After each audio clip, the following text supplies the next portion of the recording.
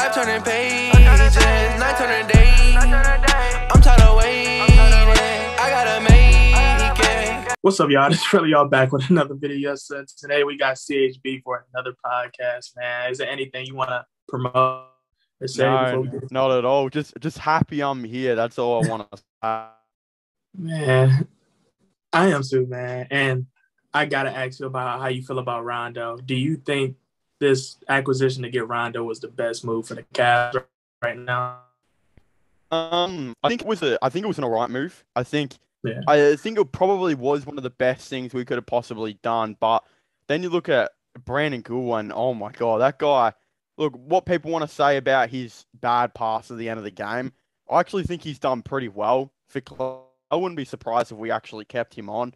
So that's going to make the Rondo thing a little bit interesting. But considering Rubio is out for the whole year, I don't think there's really anyone better we could have gotten like for that cheap than Rajon Rondo at this point. So I'm pretty happy with the move, if I'm being completely honest. But I guess we'll have to see. He hasn't played a game yet, and we apparently traded for him like a week ago. So I don't know. I think it was only confirmed recently, but I'm excited. What do you think? Do you think Rondo is he going to be the backup point guard for the rest of the season, or do they maybe roll with Brandon Goodwin? I think they're gonna play him exactly how they did Rubio. I think they're gonna make him like a backup point guard, but he's gonna get starting caliber minutes. You know what I'm saying? Because I think that's really what they tried to do. They tried to find a legitimate Ricky Rubio replacement, and I think, like you said, Rondo was the best case scenario for that. Now, offensively, he's not bringing us what Ricky Rubio brings us, which is still gonna hurt. But yeah, playmaking wise, veteran wise, yeah. So yeah, I think he gonna come off the bench, but yeah, he gonna play 20 plus minutes a game for sure. Yeah, I think he should be pretty happy to get to Cleveland. Like, I mean, if there's any team in the league that would have been good for Rondo right now, I think we would have been that team, and he managed to find his way to us. So I reckon it's a good move, and to be honest, it's much cheaper than going out and getting Ben Simmons, which is a move that has been very, very talked about recently. That I'm kind of excited didn't actually happen, but I don't know. It's a toughie. Like, some people like Simmons, some don't. But yeah, I'm glad with Rondo. I think that was a good move by us. I'm so glad you said something about Ben Simmons too, because I've been wanting to ask you about Ben Simmons, because I've been hearing about that too, right? People have been saying this is the best time to get Ben Simmons. This would make sense for us. And then even when we got Rondo, I've heard people say we should still get Ben Simmons. So what do you think about that? You think we should get Ben Simmons? You think he makes sense here in Cleveland? It is a really tough one because, like, if we were to trade Colin Sexton for Ben Simmons, like if we gave up Sexton a couple first round picks or whatever, I would probably do that deal, right?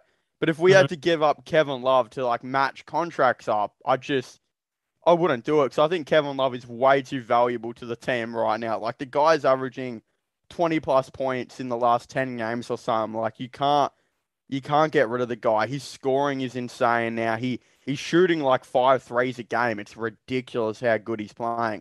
And he, like, all of a sudden jumped into 6-man of the year conversations. And I really think that for our team to be, good long term, we got to keep these shooters around. And I think, you got to keep Kevin Love right now, especially considering, Jetty Osman, he's out. I still don't know what he's out with, but he's out. And Yeah. Dylan Windley, he's just too inconsistent for me. Like, I just can't like get attached to Windley yet until I see him like actually start consistently playing ball. But it's a really, really tough one. I think, yeah, Colin Sexton, a couple first round picks with Ben Simmons, I don't think people would realize how much that makes our team better. But if it was like Kevin Love, Colin Sexton, a couple first round picks, I think the team, I don't know if it would even get better just based on the fact that like the floor spacing we lose would be a hard hit. But yeah, I'm interested to see. Does it say anywhere where is Jetty Osman? What's his injury? I need to know. I think they say 2 days ago, listed out because of protocol. But I'm not gonna lie, I did not. Yeah, say protocol. I saw that guy hasn't played in like 2 weeks. Surely protocol can't be that long, right? I thought so too, but then they kind of argue on protocol and conditioning. But yeah, that is kind of weird for him, like to be Yeah, out that long because this, like even Valanciunas got out as soon as he got it, he was back 2 days later. Um, yeah, DG's came back sooner, and a player I'm pretty sure about DeAndre Ayton because I had him on fantasy. He came back pretty fast too off protocol too. So wow. I don't know. Osman's lacking. Maybe he's up to something. Yeah. He's just not he's just not in Cleveland. Yeah, maybe they got something cooking.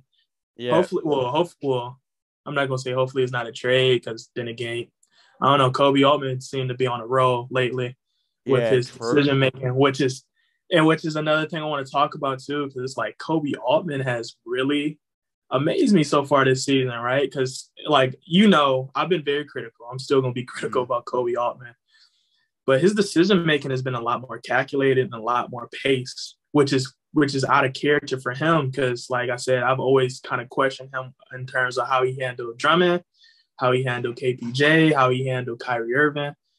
And even Kevin Love extension. So going forward, you expect out of Kobe Altman? Like is it a trade you want to Yeah. see?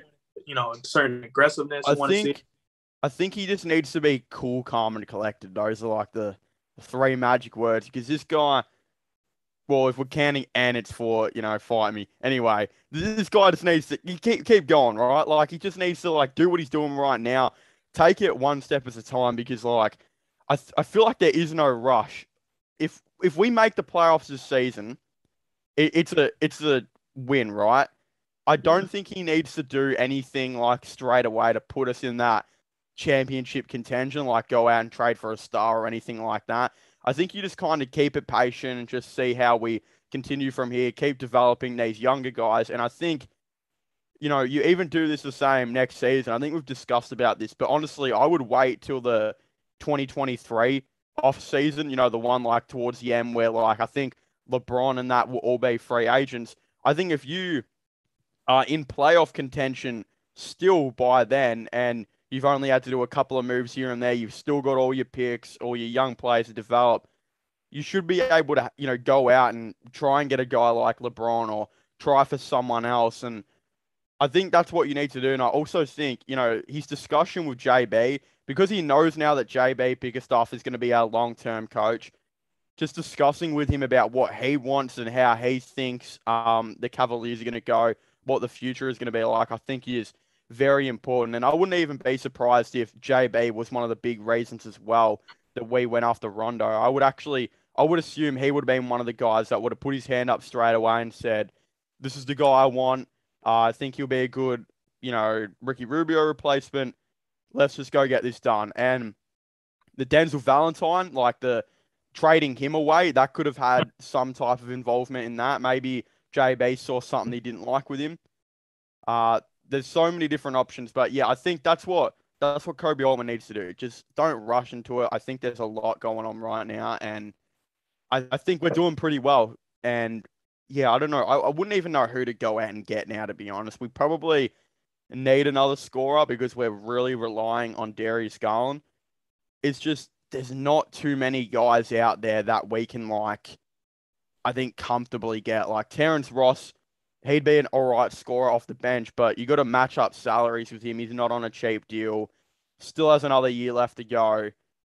There's so many tough situations like that, but yeah, I'm sure he'll be. I think we'll be in the buyout market this year too. Like if a guy like Jeremy Lamb, if the Pacers can't find a trade away for him and they really want to start tanking, they'll probably be able to do it. But hey, if a dude like that became available, I would really try and get him on the buyout market. It's just he probably won't, you know what I mean? But yeah, that's just what I think Kobe Altman needs to do. It's really not too complex, and I think he's got it under control.